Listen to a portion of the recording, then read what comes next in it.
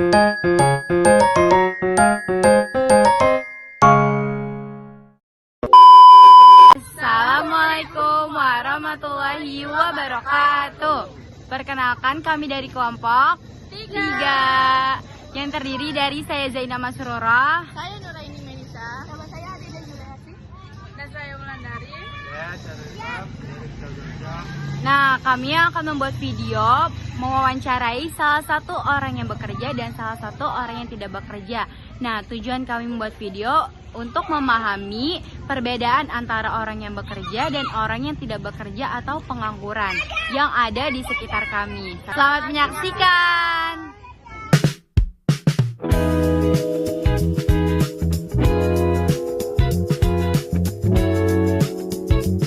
Misi ingin tanya, namanya siapa ya?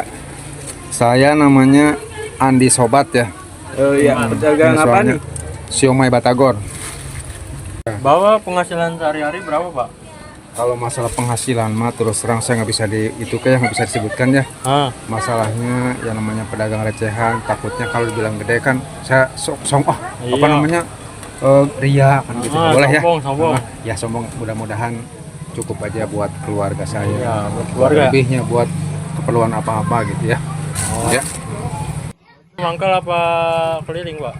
Kalau siang saya terus terang dari pagi kan sampai jam 8 sampai jam 10 ya di SMK Nusantara. Oh, Nusantara. Yang juara futsal se-Indonesia kemarin tuh. Oh, iya. Nah, di situ ya. 57 Pagi sore juga. sama di situ ya. 57 sama ya, gabungan kan. Sama di situ, pagi di situ, sore di situ, habis sore kalau nggak bisa keliling di sini. Oh. Ya. Teman kan orangnya hebat-hebat. Pada ngedukung sobat ini ya. Iya. Jadi keliling ya, Pak, kalau nggak bisa. Keliling. Tapi keliling dulu kan mangkal ini mah gitu. Ini dagang dia berapa? Ya? Dagang dia berapa? Gimana? Tantangan terus. Oh, Harapan, Pak. oh tantangannya jadi begini, kalau dagang kan ya namanya kita harus ada setiap pagi ya. Iya. Tantangan terbesar itu kalau misalkan di waktu hujan. Nah, hujan Mas. Sepi, ya. Itu banjir, bukan masalah sepinya, banjir. Banjir. Saya belanja ngecek kareng. Ah. Itu banjirnya ya yang namanya banjir, hujan. Terus kan ini kan rawan banjir ya. Ah. Jadi tapi kita harus ada somai terus gitu, harus jualan gitu. Jadi ya itu mungkin ya besarnya. Kayak itu, jadi mudah-mudahan gitu, mudah-mudahan tantangan ini kan namanya bisa terlewatkan lah gitu ya. Iya, Mas. Berdasarkan hasil wawancara kelompok saya dengan penjual somai. Nah, kelompok kami bisa menyimpulkan bahwa pekerjaan tersebut termasuk tenaga kerja tidak terdidik atau informal. Karena menjadi tukang somai tidak memerlukan pendidikan yang formal dan tidak memerlukan ijazah yang khusus. Untuk menjadi tukang somai hanya membutuhkan keterampilan dasar seperti membuat somai, mengolah bahan, dan melayani pembeli. Jadi pekerjaan ini tidak memiliki pelatihan yang khusus, yang panjang, atau pendidikan yang tinggi. Makanya masuk ke dalam kategori tenaga kerja tidak terdidik.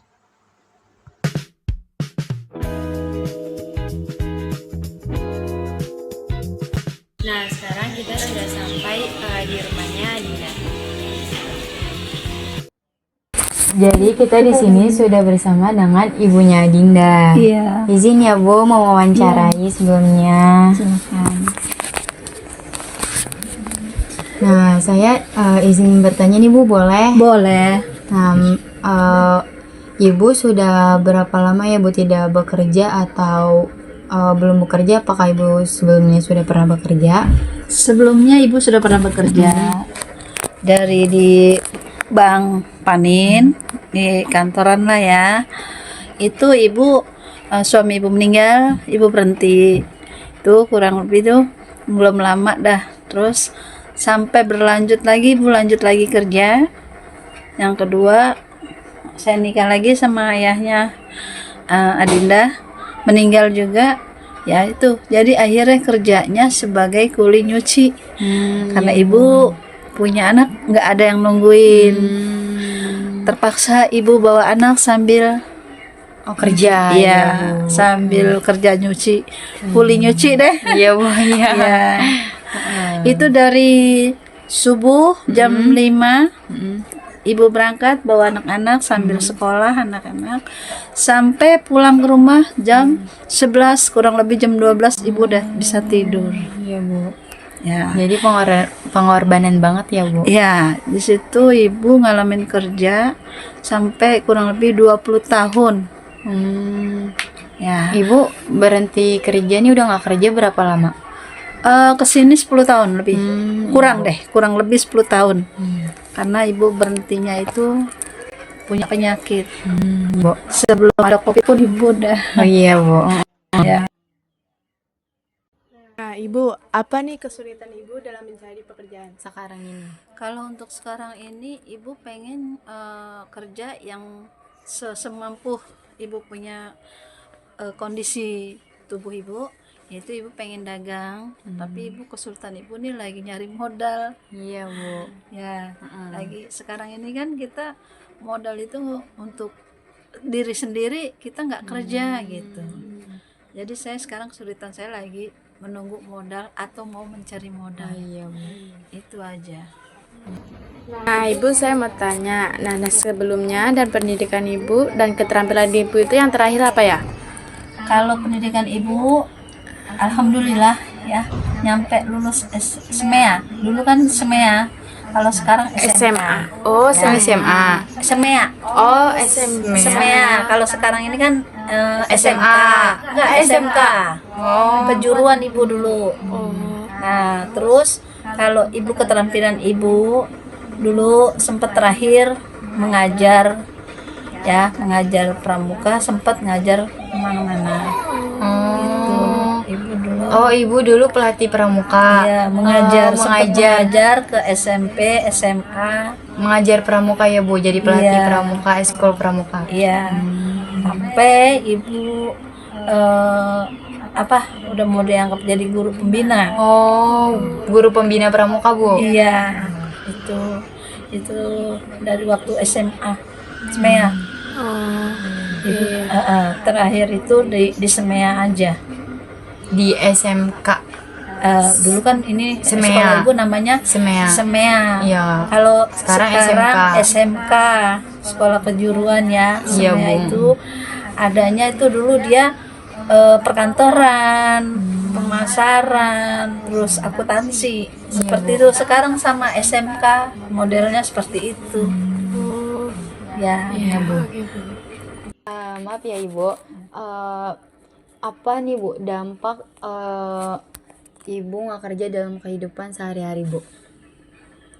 Ya, kalau dampak buat ibu sih ya waktu Kondisi itu. saat ini Bu. Waktu itu ibu menyekolahkan ada abangnya. Abangnya ini sekolah sambil bekerja di restoran. Iya Bu.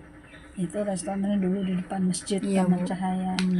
Nah, sampai sekarang pun dari kadang ibu ada kesulitan buat sehari-hari, kadang maaf ya juga, saya mohon Iya, maaf, nggak bukan apa-apa ya, Bu. belas kasih makan pun juga kadang Iya Bu. kalau ada kami makan, kalau Iya. nggak ada Iya ya, Bu. anggap Iya puasa. iya Bu. Iya. Gitu aja. Menurut Ibu nih program apa nih yang pemerintah bisa bantu untuk orang yang tidak bekerja Bu sebelumnya? Kalau untuk orang ibu yang tidak bekerja itu, kalau dampak untuk pemerintah ya, ibu Pemerintah tuh bisa membantu dengan menurut Ibu apa? ya seperti bantuan bansos yang benar-benar haknya untuk diterima Iya, oleh seperti saya. Iya Itu Bu. aja. Terus kalau untuk kita mau berusaha agar supaya dimudahkan dan dilancarkan Ya. untuk pinjaman-pinjaman Ya. yang tidak terlalu untuk menyulitkan ya Bu. Iya. Menyulitkan para pedagang atau jadi- yang baru mau dagang gitu aja. Mamanya Dinda disebut sebagai jenis pengangguran friksional atau sementara karena mamanya Dinda tidak bekerja karena kondisi kesehatannya kurang membaik. Maka dari itu mamanya Dinda belum bisa melakukan aktivitas bekerja karena kondisi kesehatannya. Nah, setelah mamanya Adinda sembuh, mamanya Adinda bisa melakukan pekerjaannya kembali. Maka itulah mamanya Adinda disebut sebagai pengangguran sementara atau friksional, bukan pengangguran tetap. Penyebab utama mamanya Adinda disebut sebagai pengangguran karena kondisi kesehatannya yang kurang membaik, membuatnya tidak mampu bekerja sementara waktu. Jadi sebenarnya bisa bekerja tetapi terhambat dengan penyakit, sehingga untuk sementara waktu mamanya Adinda tidak bekerja dan masuk kategori ke dalam orang yang pengangguran. Pemerintah bisa memberikan solusi atau kebijakan pada masyarakat yang pengangguran melalui bantuan sosial seperti bansos. Pemerintah bisa menyediakan sembako untuk kebutuhan dasar manusia, makan dan minum. Dan juga bagi seperti mamanya Adinda, pengangguran friksional atau sementara karena kondisi kesehatan yang kurang membaik sehingga tidak mampu melakukan pekerjaan. Pemerintah bisa menyediakan layanan kesehatan seperti BPJS untuk bisa mempercepat proses penyembuhan dan tidak membebani biaya untuk proses penyembuhan.